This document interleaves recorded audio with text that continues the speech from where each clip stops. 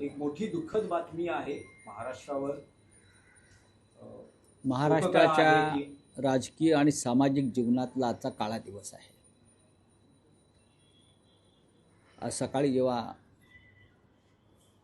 महाराष्ट्राचे उपमुख्यमंत्री अजित पवार यांना मुंबईतून बारामतीला घेऊन जाणाऱ्या विमानाचा अपघात झाल्याची बातमी कळली तेव्हा आम्ही सगळे प्रार्थना करत होतो की अशी कोणत्याही प्रकारची बातमी कानावर येऊ नये आणि अजितदादा पवार हे सही सलामत त्या अपघातातून बाहेर यावेत. पण दुर्दैवानं ती धक्कादायक आणि दुःखद बातमी आमच्या कानावर आली.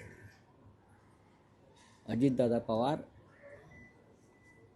यांच्याशिवाय महाराष्ट्राचं राजकारण, समाजकारण हे बेचव आणि आळणी होईल.